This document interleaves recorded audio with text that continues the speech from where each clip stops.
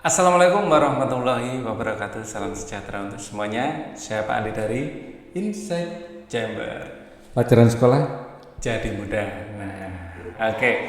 Kita akan belajar buku dari kurikulum baru, kurikulum prototipe untuk SMA kelas 10. Ya, ini dari Kementerian Pendidikan, Kebudayaan, Riset dan Teknologi, Badan Penelitian dan Pengembangan dan Perbukuan, Pusat Kurikulum dan Pembukuan. Dannya banyak ya.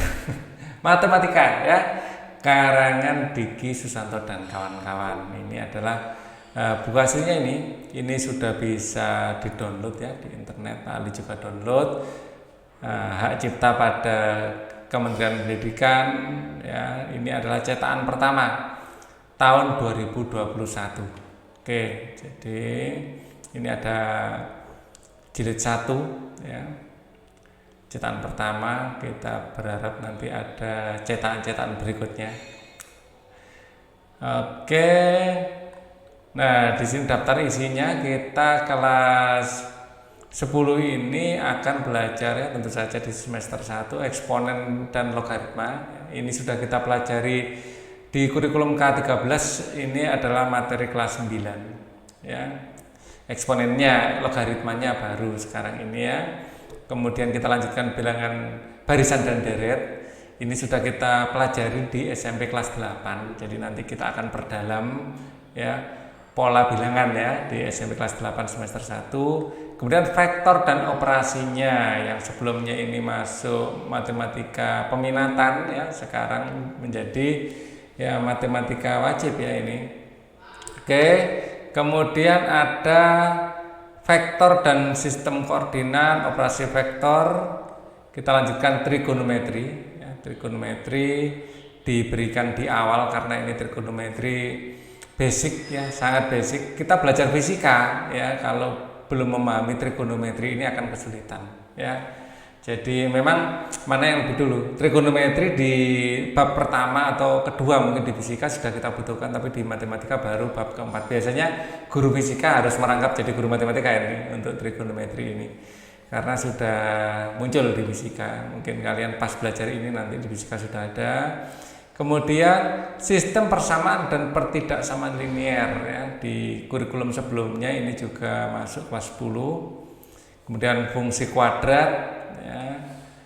Ini sudah kita mulai di SMP kelas 9 sudah ada bab kedua atau ketiga, paling lupa sudah ini ya. Ya, fungsi kuadrat, statistika ini sejak SMP kelas SD malah ya. Buku SD kelas 5 sudah diperkenalkan statistika sederhana. Kemudian peluang. Peluang ini bagian dari statistika juga sebenarnya ya. Jadi materi peluang, statistika dan himpunan bagian itu materi yang materinya banyak hal yang overlapping di situ. Banyak hal yang sama dipelajari di ketiga bab itu. Oke. Itu materi kita untuk kelas 10, mungkin 4 bab pertama semester 1, 4 bab kedua semester 2 ya. Fairnya kan seperti itu. Nah, kita langsung saja akan masuk pada bab pertama, yaitu eksponensial, eksponen dan logaritma. Nah, ini menu kita. Oke, remind me later gitu aja ya. Oke, kita lanjutkan pengalaman belajar ya. Jadi kita diharapkan nanti setelah selesai mempelajari bab ini kita bisa mengidentifikasi sifat-sifat eksponen ya, sifat-sifatnya. Kemudian mengidentifikasi bentuk akar. Jadi eksponen dan bentuk akar itu sebenarnya ya satu paket ya. Karena eksponen dari pecahan itulah akar ya. Mengidentifikasi fungsi eksponen. Kemudian fungsi dalam bentuk eksponen gitu aja ya. Ada fungsi linear, ada fungsi eksponen, ada fungsi ini umum ya. Menyelesaikan permasalahan sehari-hari yang berkaitan dengan fungsi eksponen, mengidentifikasi sifat-sifat logaritma, menyelesaikan permasalahan sehari-hari yang berkaitan dengan logaritma. Jadi eksponen dan logaritma ini saling berkebalikan ya. Jadi inverse dari eksponen itu logaritma, inverse dari logaritma adalah eksponen. Nah, nanti akan kita pelajari juga itu fungsi inverse. Nah, Salah satu bentuk nyata atau di kehidupan sehari-hari tentang eksponensial ini barusan kita alami, yaitu pandemi ya. Pandemi COVID-19 itu benar-benar menyerang kita itu secara eksponensial ya. Jadi grafiknya benar-benar eksponensial, grafik yang seperti ini eksponensial ya. Kalau yang linier itu lurus ya, ini grafik eksponensial ya. Kalau idealnya grafik eksponensial itu seperti ini. Nah, seperti ini eksponensial. Ini eksponensial. Ya, eksponensial murni. Kalau linear itu yang seperti ini. Jadi kalian biar tahu ya apa itu eksponensial apa. Kalau grafiknya lurus seperti ini grafik linear. Ya. Jadi misalnya ini adalah waktu dan ini adalah banyaknya yang terjangkit COVID, ini pasien ya.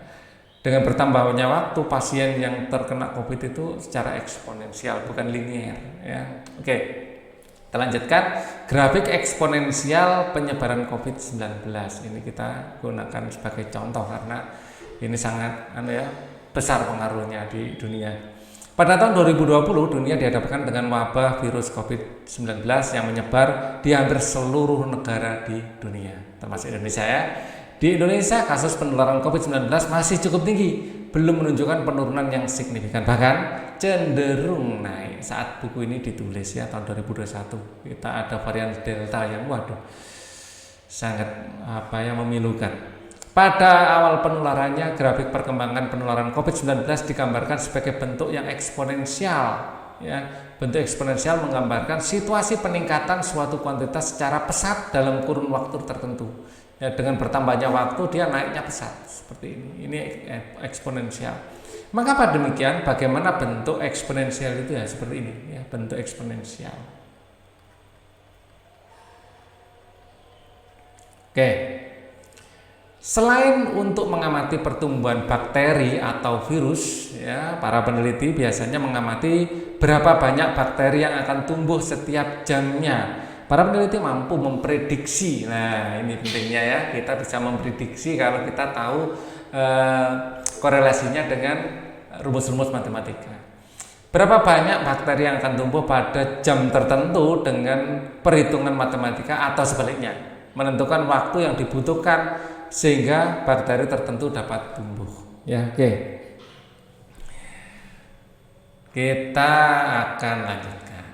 Bakteri satu menjadi 2, tapi satu virus yang masuk ke dalam sel bisa memproduksi sampai 300 virus. Wah, itu eksponensialnya lebih luar biasa kalau virus ini ya. Bakteri membelah menjadi 2.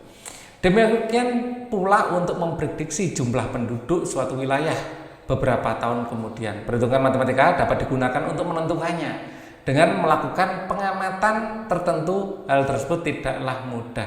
Diperlukan perhitungan tertentu untuk menentukannya. Ya, kalau demografi penduduk itu akan lebih kompleks lagi. Faktornya atau variabel penentunya akan lebih banyak. Rumusnya lebih ruwet, tapi bukan berarti tidak mungkin. Ya, itu adalah alat atau tools yang sangat berguna untuk pemerintah dalam membuat kebijakan. Nah, karena setiap manusia yang hidup di suatu negara adalah tanggung jawab negara juga untuk mencukupi, paling tidak mempersiapkan, jangan sampai ada kebijakan-kebijakan yang salah. Menurut kalian bagaimana permasalahan-permasalahan tersebut di atas dapat dipecahkan secara matematis? Eksponen dan logaritma adalah konsep-konsep matematika yang memiliki peran yang penting untuk menyelesaikan masalah-masalah seperti yang sudah disebutkan sebelumnya. Ya, jadi masalah-masalah itu kayak peledakan penduduk, ya, masalah tentang penularan penyakit saat pandemi, kemudian di fisika itu ada peluruhan atom. Itu materi-materi, hal-hal yang membutuhkan pemahaman kita ya akan materi eksponensial dan logaritma. Itu akan menjadi masalah yang mudah kita prediksi, masalah yang mudah kita selesaikan kalau kita tahu toolsnya, tahu alatnya untuk menyelesaikan itu. Oke, ya salah satu toolsnya adalah ini, eksponen dan logaritma. Bagaimana cara menggunakannya? Kedua konsep ini dalam menyelesaikan masalah-masalah seperti di atas. Nah, tentu saja kita akan mengenali polanya, membuat rumusannya, ya. Dengan rumus itu kita akan bisa memprediksi apa yang terjadi dengan perubahan variabel tertentu. Ya. Dan pada konteks apalagi kedua konteks tersebut dapat digunakan, semuanya akan kalian pelajari dalam bab ini. Kata kunci ya eksponen ya atau pangkat, eksponen ini pangkat. Ya, terus ada fungsi ya. Fungsi eksponen tentu saja karena kita belajar bab eksponen, bilangan pokok, pangkat, bentuk akar dan logaritma. Pertanyaan pemantik. Nah, coba kita diskusikan sedikit tentang pertanyaan pemantik. Bagaimana menggambarkan bentuk eksponen? Menggambarkan bentuk eksponen ya kurang lebih bentuknya seperti ini. Ya, seperti itu. Ya, dengan bertambahnya variabel, misalnya variabel waktu, kenaikannya itu semakin tajam. Ya, ini eksponen. Bagaimana menggambarkan bentuk logaritma? Nah, bentuk logaritma ya ini akan membuat bentuk eksponen yang menjulang tinggi ini akan menjadi datar. Jadi logaritma ini akan membuat seolah-olah bentuk eksponen menjadi linear. Jadi ini bentuk eksponen ya. Eksponen, kalau yang biru ini adalah bentuk logaritma. Nah, apa keuntungannya bentuk logaritma? Lebih memudahkan kita melihat grafik ya dan nggak bisa bisik kertas. Nah, bayangkan ini kalau T-nya dimajukan sedikit, bisa nyampe atap nanti grafiknya. Butuh kertas berapa banyak. Nah, itulah pentingnya kita mempelajari logaritma juga. Apa hubungan antara eksponen dan logaritma? Jadi hubungannya intinya saling invers. Ya, invers dari eksponen adalah logaritma. Jadi kebalikan invers itu ya. Kebalikan dari logaritma adalah eksponen. Masalah sehari-hari apa yang dapat diselesaikan dengan eksponen dan logaritma? Bisa peledakan penduduk, bisa penularan penyakit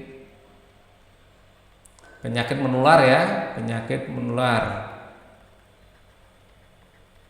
terutama pada saat pandemi, ya, peluruan radioaktif, ya, radioaktif. Atau tadi sudah diberikan ya perkembangan virus atau bakteri. Perkembangan virus atau tapi virus dan bakteri itu beda loh ya. Virus atau bakteri. Kalau bakteri kita masuk pada kingdom Monera ya kan. Kalau virus ini di luar kingdom itu karena virus itu transisi antara makhluk hidup dan benda mati. Ya, kalau sedang tidak di dalam makhluk hidup, virus itu seolah-olah adalah benda mati, bersikap seperti benda mati. Tapi begitu di dalam sel, dia bisa membajak seluruh materi di dalam sel itu untuk mereplika bentuk virus itu. Kita akan pelajari lebih dalam tentang virus di pelajaran IPA nanti.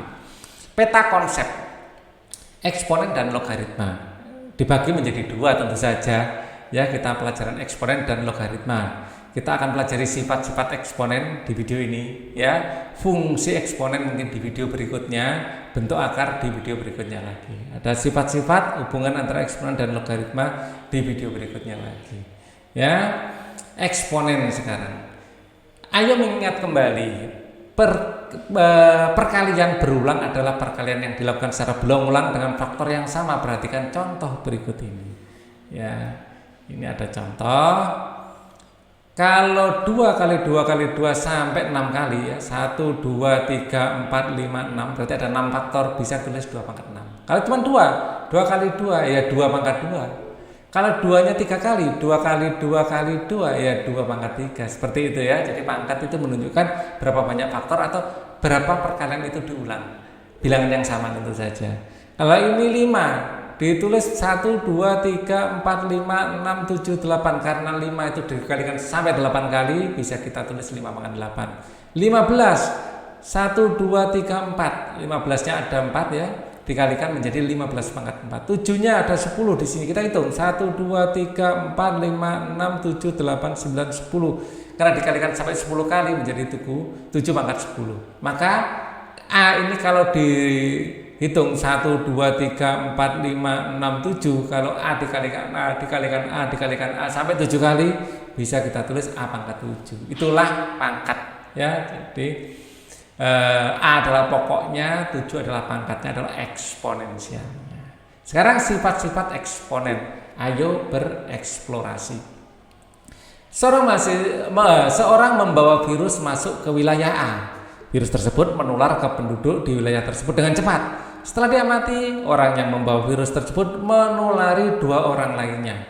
Pada fase selanjutnya, 2 orang yang tertular tersebut ternyata juga masing-masing menulari 2 orang lainnya.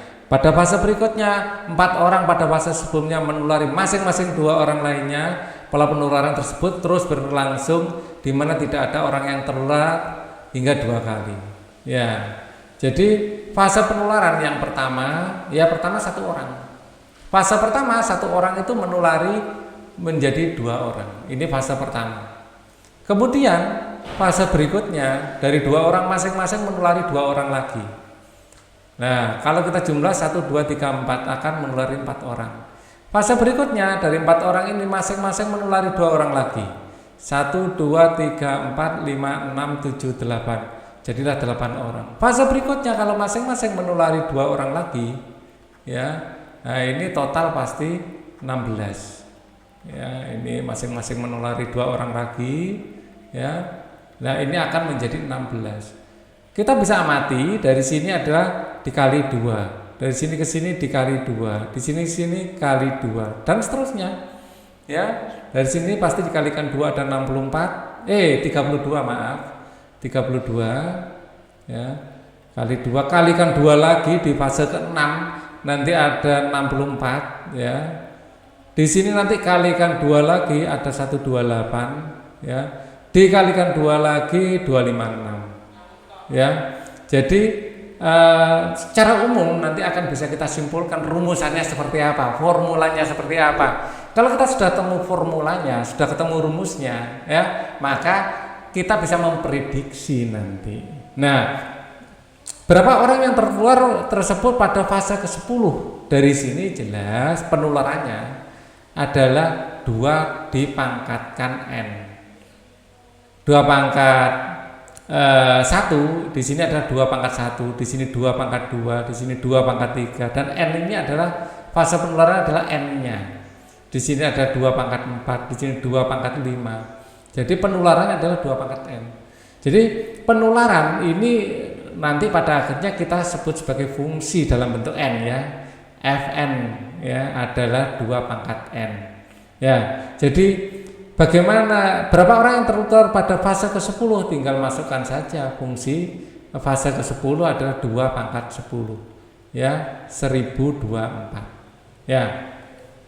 Jika banyak fase N adalah N, bagaimana merepresentasikan banyak orang yang tertular pada ke N tersebut? Ya, ini tadi. Ya. Jadi cara merepresentasikannya, ya, Fn adalah 2 pangkat N. Bagaimana kalian mengetahuinya? Dengan memperhatikan polanya. Ini sama dengan pelajaran kelas 8 SMP. Dengan memperhatikan pola tiap fase, tiap perubahan fase. Ya. Oke. Jika terdapat 250 orang di wilayah, jadi fasenya fase ke-0 masih. Oke, kita lanjutkan lagi definisi eksponen sekarang. Ya, inti dari video yang sedang kita pelajari hari ini adalah definisi eksponen. Perhatikan kembali eksplorasi 1.1 yang sudah kalian lakukan antara fase penularan dan banyaknya orang yang akan tertular pada tiap fasenya memiliki hubungan yang menarik. Pada eksplorasi 1.1 kalian menemukan bahwa 1 adalah 2 pangkat 0. Ini umum, ya. 3 pangkat 0 juga 1, 4 pangkat 0 juga 1, ya. 5 pangkat 0 juga 1, berapapun pangkat 0 1, ya. Kecuali 0 pangkat 0 tetap 0. Oke. 2 sama dengan 2 sama dengan 2 pangkat 1. 4 itu sama dengan 2 kali 2 sama dengan 2 kuadrat. 8 sama dengan 2 kali 2 kali 2 sama dengan 2 pangkat 3. Dan 16 adalah 2 kali 2 kali 2 kali 2 adalah 2 pangkat 4. Jadi secara umum ya kita rumuskan 2 pangkat n. Jadi banyaknya orang yang tertular pada setiap fase adalah perkalian bilangan 2 sebanyak fase ke n kali. Jika kalian mencari banyak orang yang tertular pada fase kelima, maka banyak orang yang tertular sama dengan 2 pangkat 5, yaitu 32 orang. Jika banyak orang yang tertular pada fase ke n dinyatakan dengan m, maka berdasarkan eksplorasi dapat dinyatakan mn adalah 2 pangkat m. Ya, tadi Pak Ali menggunakan rumus f, di sini m sama saja. Ya, tadi Pak Ali kan fn sama dengan 2 pangkat n. Jadi ini bebas. Fungsi biasanya pakai f, g atau h. Pakai m boleh, kenapa tidak? Ya, ini hanya kebiasaan kita pakai f. Bentuk 2 pangkat 1, 2 pangkat 2, 2 pangkat 3, 2 pangkat 4, dan 2 pangkat n merupakan bentuk bilangan pangkat. Bilangan pangkat akan memudahkan kalian untuk menyederhanakan bentuk perkalian berulang. Bilangan berpangkat atau disebut juga eksponen didefinisikan sebagai berikut. Jika a ya adalah bilangan real dan n adalah bilangan bulat positif, maka a pangkat n menyatakan hasil kali bilangan a sebanyak n faktor atau n kali perkalian ya. Jadi a pangkat n adalah a kali a kali a kali a sebanyak n kali atau sebanyak n faktor, seperti itu. Pangkat bilangan, nah ini adalah hal penting. Ini adalah pangkat atau dalam bahasa Inggris kita kenal sebagai eksponen. Ya, dan ini adalah bilangan pokok yang dalam bahasa Inggris kita kenal sebagai base. Ya, berikut adalah beberapa definisi penting yang perlu kalian ketahui. Jika a adalah bilangan real, ya, dan a tidak sama dengan 0. Kenapa a tidak sama dengan 0? Karena penyebut tidak boleh 0. Penyebut tidak boleh ya 0. Karena na ini sebagai penyebut di sini maka tidak boleh 0 ya. A tidak boleh sama dengan 0 dan n adalah bilangan positif, maka a pangkat n min n ya, a pangkat min n ya, min n ini sama dengan ya 1 per a pangkat n, atau boleh dituliskan seperti ini ya. Di sini dituliskan 1 per a dipangkatkan n. Ini adalah 1 pangkat n dibagi a pangkat n. 1 dipangkatkan berapapun adalah 1, maka 1 per a pangkat n ditulis seperti ini boleh. Ya, ditulis seperti ini boleh. Nah, asal muasalnya rumusnya dari sini ya. Kita ingat lagi rumus, jika a per b dipangkat n maka akan dipangkatkan min n ya. A per b dipangkatkan min n ya. Min n ini akan sama dengan b per a dipangkat n, dibalik ya, minusnya hilang. Oke, ini sudah kita pelajari sejak kelas 7 di kurikulum prototype ini ya. Sudah Pak Ali bahas juga di channel ini pengertian tentang ini. Oke, yang nomor 1 ya, clear ya ini ya. Nomor 2 sekarang, jika a adalah bilangan real dan a tidak sama dengan 0, n bilangan bulat positif, maka nah ini jika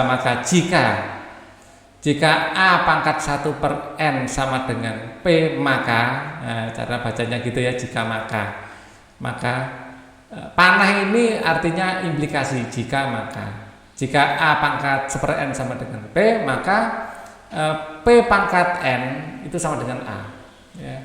P dipangkatkan n sama dengan a. Nah, ini hubungan timbal balik apa? Kalau ini sama dengan ini ya. Oke. Jika a pangkat 1 per n p, maka p pangkat n sama dengan a. Ini sebenarnya ini adalah akar ya.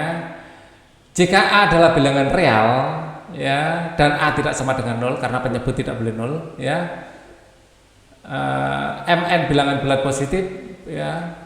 Nah, ini asal muasalnya rumus ini berasal dari di sini ya. Saya besarkan a pangkat m per n ini sama dengan ya, asalnya dari sini ya. A pangkat m per n ini adalah bisa dikalikan a pangkat ya 1 per n dikalikan m. Terus kemudian m-nya bisa keluar. A pangkat 1 per n dikalikan m Jadi seperti itu ceritanya. Kenapa menjadi seperti ini? Ya, oke, rasanya sudah jelas. Asal ini, rumus ini, ya, rumus dasarnya. Nah, saya pakai hitam. Rumus dasarnya adalah kalau ada A, ya, dipangkatkan N, terus dipangkat lagi dengan M, maka akan menjadi A pangkat N, terus dikalikan M. Oke, ini rumus dasar. Ya, oke. Jadi karena ini di awal pelajaran, jadi ya banyak sekali rumus yang harus dihafalkan. Nanti pengurainya ada di bawah. Nah, sekarang sifat-sifat eksponensial. Perhatikan tabel yang menunjukkan eksponen berikut ini. 2 pangkat 1 adalah 2, 2 pangkat 2 4, 2 pangkat 3 8, 2 pangkat 4 16 dan seterusnya sampai 2 pangkat 10 adalah 1024, ya. Nah, sekarang coba kalian amati bentuk eksponen di bawah ini, selesaikan, diskusikan dengan teman sekelompokmu. Kita ingat 2 kuadrat dikali 2 pangkat 3 sebenarnya adalah 2 kali 2, ya. Kemudian dikali 2 pangkat 3 ada 2 kali 2 kali 2, ya. Kali itu bisa kita tulis sebagai titik, ya, biar tidak membingungkan, ya. Boleh 2 kali 2 kali 2, artinya ada berapa? 1, 2, 3, 4, 5. Di sini 2 pangkat 5, ya kan. Nah, untuk berikutnya kita tinggal menambahkan saja, ya.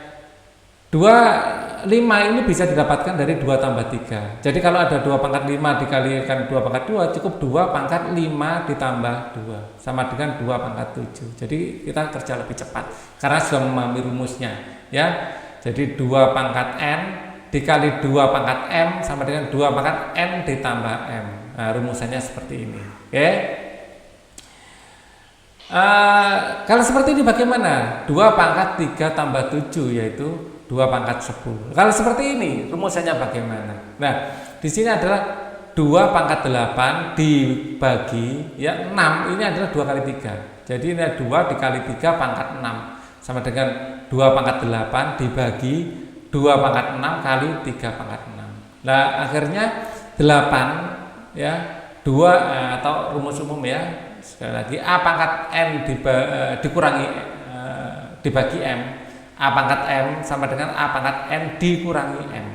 Jadi ini 8-nya dikurangi 6. Maka ini akan menjadi 2 pangkat 2 dibagi 3 pangkat 6. Hal yang sama di sini dengan cara yang sama, ya. 2 pangkat 10, ya. Seperti di atas, 6 adalah 3 kali 2. Jadi ini bisa langsung 2 pangkat 3 dikali 3 pangkat 3, ya. Logikanya dari seperti di atas ini. Maka di sini akan menjadi 2 pangkat 7. 7 dari mana? Dari 10 dikurangi 3. Dibagi 3 pangkat 3. Ini 2 pangkat 6, ya, dibagi di sini ada 2 pangkat 4 kali 3 pangkat 4. Logikanya sama dengan yang nomor 4. Ya, ini akan menjadi 6 dikurangi 4 ada 2, tinggal 2 pangkat 2 dibagi 3 pangkat 4. Kemudian seperti ini bisa langsung dikalikan. Logikanya, saya akan gunakan biru. Ya, logikanya di sini adalah 2 kali titik aja, ya. 2 kali 2 kali 2 kali 2 kali 2 terus dikalikan dengan 2 kali 2 kali 2 dikalikan dengan 2 kali 2 kali 2. Total kalau dijumlahkan adalah 3, ya, sama dengan 2 kali 3 kali 3 sama dengan 2 pangkat 9. Jadi kalau seperti ini dikalikan, ya. Jadi kalau 2 pangkat N, ya, dipangkatkan M atau A, ya, ini A pangkat N dipangkatkan M adalah A dipangkat N dikali M.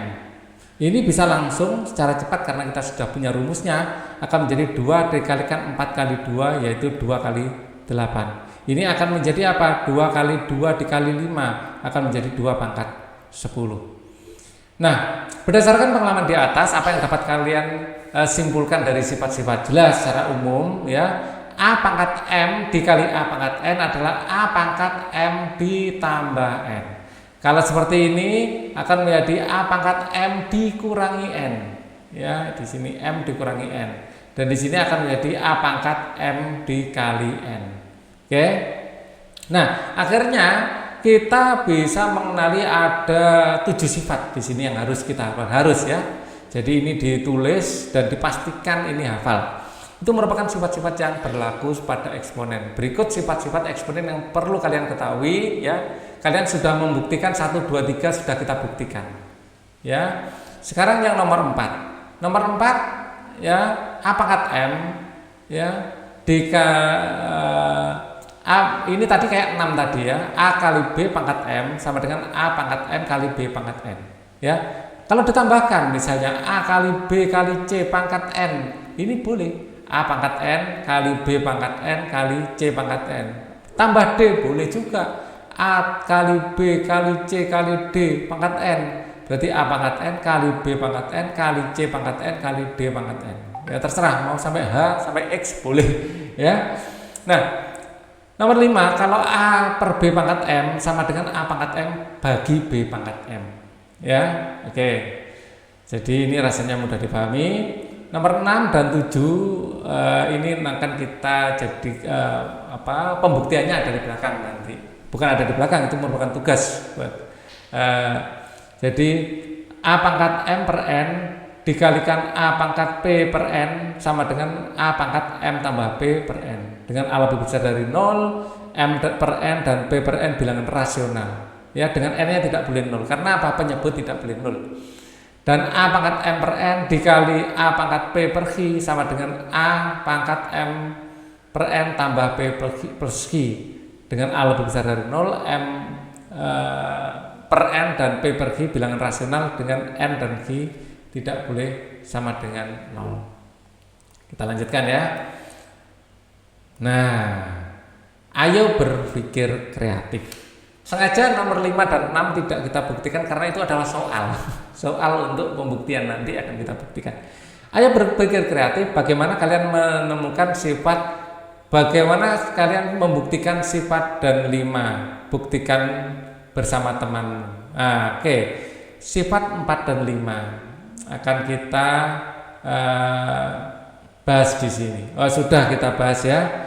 Jadi seperti ini. Untuk sifat nomor 4, ya, sifat nomor 4. Di sini kita punya A kali B, misalnya dipangkatkan 2 atau 3. Ini adalah A kali B dikali A kali B dikali A kali B.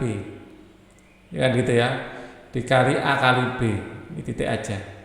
A-nya ada berapa? 3. A kali A kali A dikali B kali B kali B sama dengan A pangkat 3 B pangkat 3. Jadi bisa kita lanjutkan. Ini mau kita jadikan 4, mau kita jadikan 5. Ya hasilnya sama seperti ini. Ya, ini adalah kita bisa memberi contoh untuk pembuktian. Untuk nomor 5 akan saya pakai warna lain. A per B. A per B misalnya kita kalikan pangkatkan 4 adalah A per B dikali A per B dikali A per B dikali A per B sampai 4 kali. Maka di sini adalah A pangkat 4 per B pangkat 4. Kita bisa mencoba dengan bilangan berapapun, mau 4, 5, 6, 7 hasilnya pasti akan membuktikan sifat nomor 5. Oke.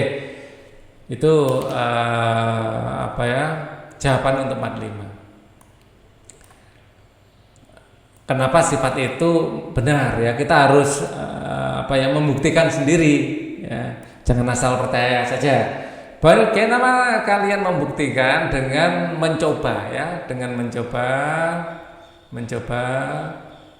memasukkan, memisalkan dengan angka. Memisalkan dengan angka. Ya.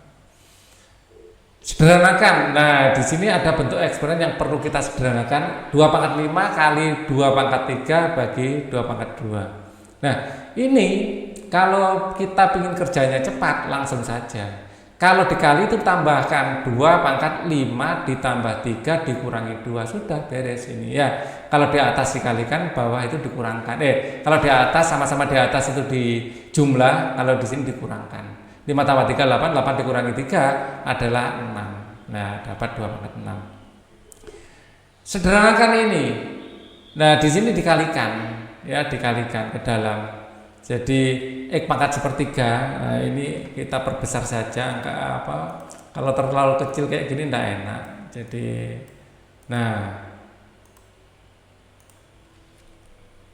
X pangkat sepertiga kuadrat dikali X pangkat 4 per 3, maka akan menjadi X pangkat 2 per 3 dikali, ini dikalikan ya, sepertiga kali 2 adalah 2 per 3, karena seolah-olah ini 2 per 1 kan gitu ya. menjadi seperti ini, dan 4/3 tetap 4/3. Di sini kalau penyebutnya sama ya, kita jumlahkan 2/3 tambah 4/3 ya, X pangkat 2/3 tambah 4/3, karena penyebutnya sama, pembilangnya bisa dijumlahkan menjadi X pangkat 6/3. 6/3 adalah 2, jadi jawaban akhirnya adalah X2 atau X kuadrat. Nah, untuk latihan 1.1 ya, buktikan sifat eksponen 6 nomor 6 sampai 7 kita akan bahas di video selanjutnya. Untuk video ini cukup dulu, semoga bisa membantu ya. Kita akan lanjutkan nanti di video berikutnya. Thank you for watching. Wassalamualaikum warahmatullahi wabarakatuh.